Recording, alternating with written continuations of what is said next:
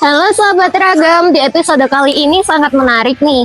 Kita akan mengunjungi sebuah tempat hewan yang biasanya olahannya itu bisa kita jumpai di sisi-sisi pinggir jalan besar. Kira-kira hewan apa sih? Bebek namanya. Wah, banyak sekali ya bebek-bebek di sini. Mereka dikumpulkan sesuai dengan usianya. Di ujung sana, anak bebek yang kecil dan imut masih berwarna kuning loh sahabat. Wah, lucu ya. Bebek-bebek di sana kisaran berumur sekitar 7 harian, masih kecil sekali ya. Di sebelah sini, bebek muda yang berusia belasan hari sudah tampak bulu mereka yang putih-putih.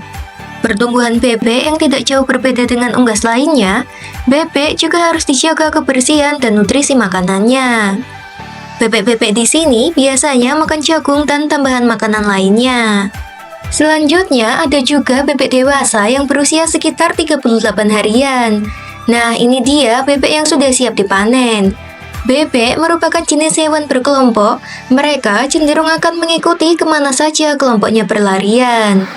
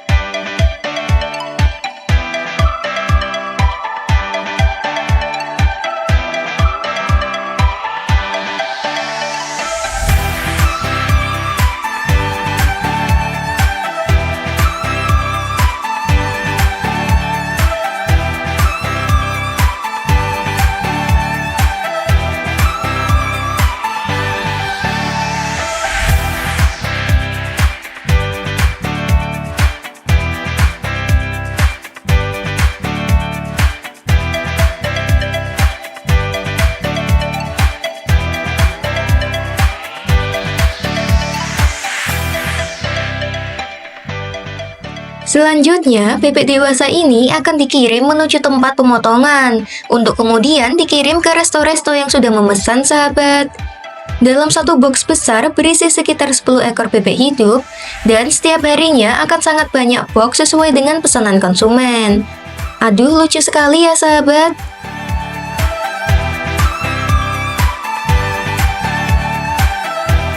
Sahabat ragam, tadi kan kita sudah melihat kandang bebek-bebeknya. Nah, kira-kira setelah mereka dibesarkan, proses selanjutnya itu seperti apa sih? Pasti kalian penasaran kan? Yuk kita lihat bareng-bareng.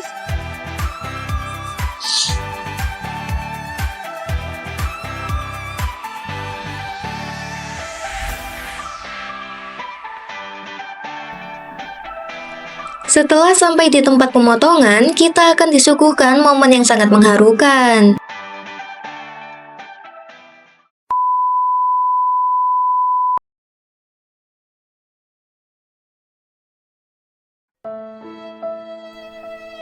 Ya, selamat tinggal bebek cantik. Semoga sampai di surga ya.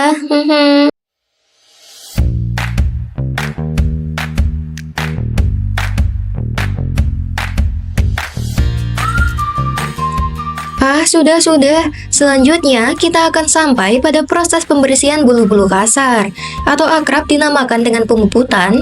Dalam pemuputan ini dibutuhkan skill khusus loh sahabat. Wah, jadi tidak bisa sembarangan orang ya. Dalam proses pemuputan tadi, tentunya kulit bebek tidak langsung bersih dari sisa bulu dong. Nah, di sini sahabat, ada proses yang sangat menarik, proses memasak malam.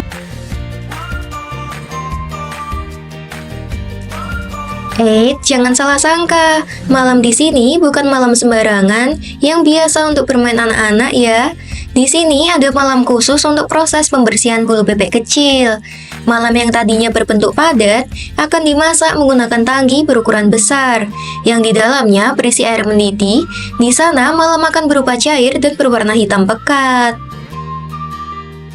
Satu persatu, bebek akan dicelupkan ke dalam tangki yang berisi malam tadi. Selanjutnya, diletakkan pada air dingin. Nah, di sini kita akan melihat malam hitam pekat menempel pada kulit bebek. Setelah itu, malam akan sangat mudah dikelupas dan bulu halus akan menempel di permukaan malam. Wah, satisfying banget ya sahabat.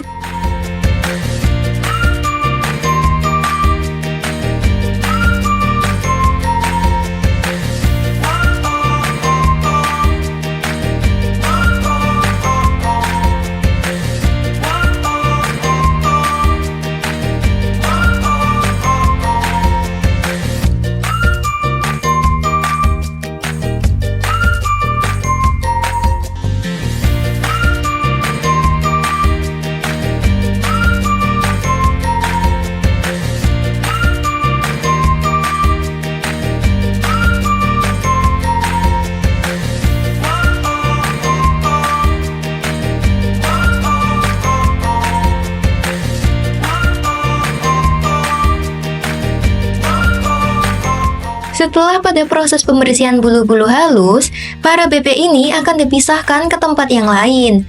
Nah, kita sudah mendekati proses pengepakan bebek-bebek untuk dikirim.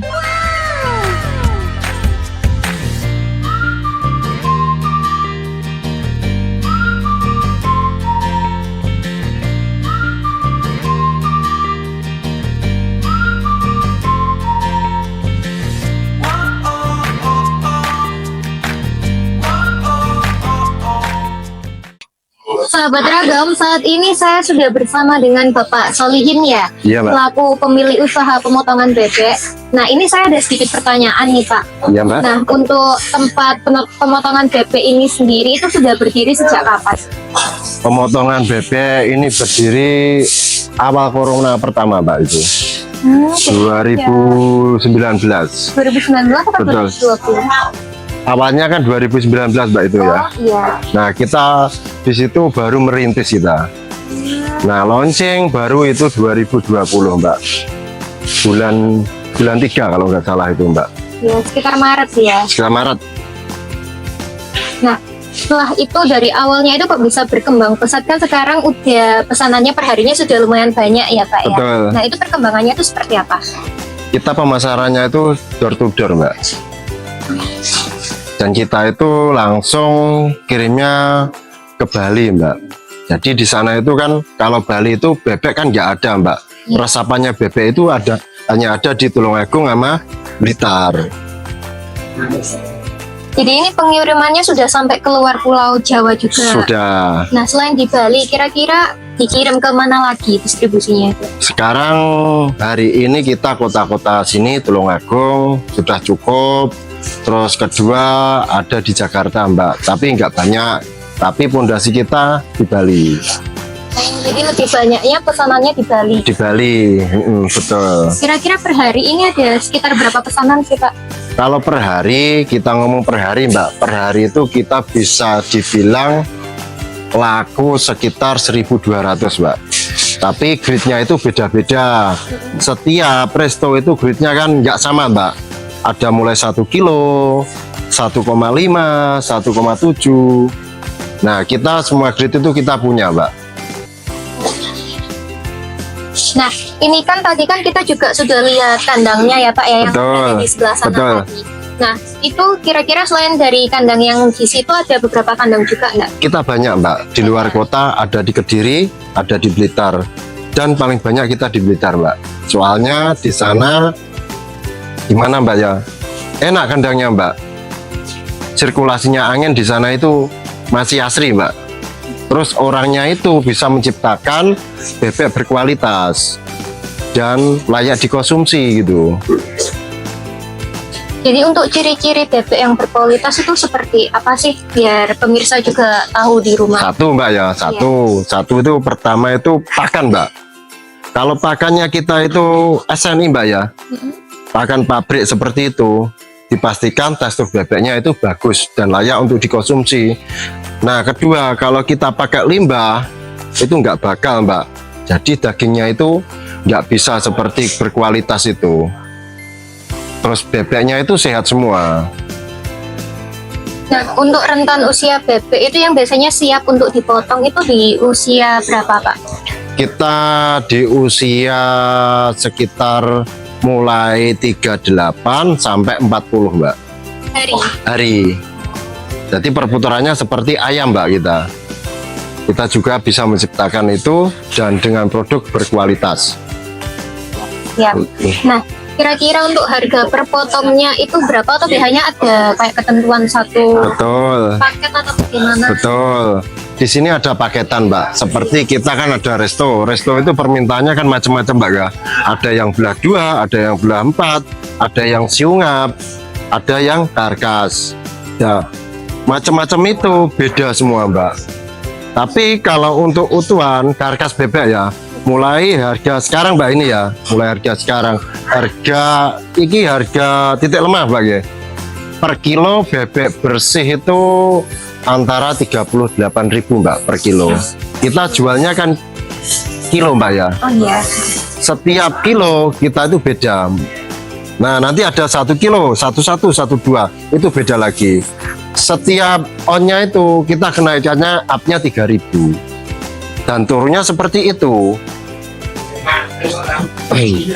Nah, biasanya itu selain diproduksi mentah seperti itu ada kayak dijual yang bahan matangnya atau bagaimana Pak? Enggak, kita belum bisa menyediakan seperti itu Mbak. Oh, jadi hanya bahan mentahnya. Bahan mentah saja. Iya. Pak, untuk labanya itu biasanya dihitungnya itu dari per bulan atau per tahun kah? Kita per bulan Mbak. Per bulan Per ya. bulan. Setiap bulan kita tutup buku. Enggak per tahun kita. Soalnya kenapa Mbak? Putaran kita itu semakin besar Mbak. Terus kita itu juga menciptakan lapangan pekerjaan seperti kadang-kadang Mbak.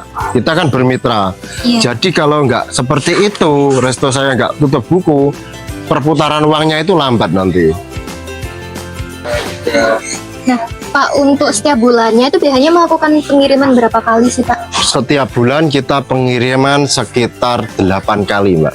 8 pengiriman. Soalnya per minggu kita pengirimannya itu ada 2 kali Mbak.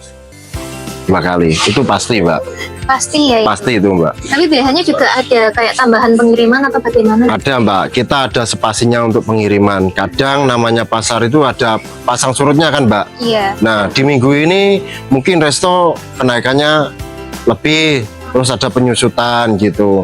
Tapi kita ambil tengah-tengah Mbak itu. Nah, untuk setiap pengiriman itu rata-rata itu mereka pesannya berapa kilo Pak? Sekitar satu pengiriman itu ada 3.500 ekor Mbak itu. Wow, lumayan ya Pak ya. Iya. Alhamdulillah. Alhamdulillah sekitar segitu Mbak. Cuma kalau kita hitung kilonannya itu berbentuk ton mungkin Mbak. Nah, itu untuk pengemasannya sendiri bagaimana Pak? Kan itu totalnya nggak sedikit ya. Betul. Nah kita kan ada tenaga ahli untuk pengemas semua Mbak. Seperti kayak gitu. Nah kalau itu misal bahannya itu nggak layak kita kirim, akhirnya kita pending. Harusnya kita kan bisa menyervis pelanggan loh Mbak, customer. Dan seperti itu kita nggak layak. Yang menguji semua itu kan saya loh Mbak di sini. Iya. Kalau barang nggak layak, saya pending. Seperti styrofoam kurang bagus, nanti di pelanggan kan terlalu banyak komplain Mbak. Iya. Casingnya kayak gitu, dalamannya kayak apa gitu loh. Nah kita kan nilainya sama produk Mbak ya. Iya. Kualitas. Baik Pak. Terima kasih ya Pak ya atas waktunya. Sama-sama Mbak. Mungkin ada yang diperlukan lagi. Ya sudah cukup sih dari Cukup. kita seperti itu ya. Terima Oh, iya. kasih Pak. Sama-sama Mbak. Terima kasih. Ternyata cukup jauh ya untuk pengirimannya. Nah, dalam pengiriman, bebek akan dibekukan dahulu sahabat. Hal ini bisa bertahan hingga 3 hari lebih loh. Wah, lumayan awet ya. Hal itu akan dipastikan aman sampai ke tangan customer loh sahabat.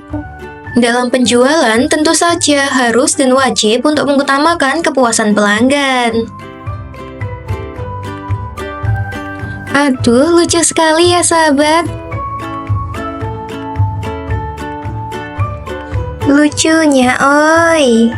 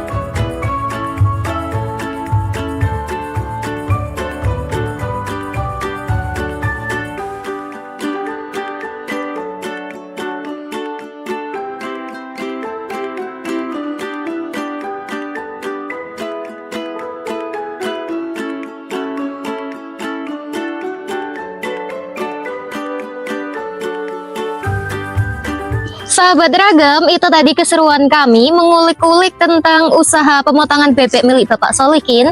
Saksikan terus ya episode Ragam UMKM selanjutnya hanya di Java Televisi. Sampai jumpa!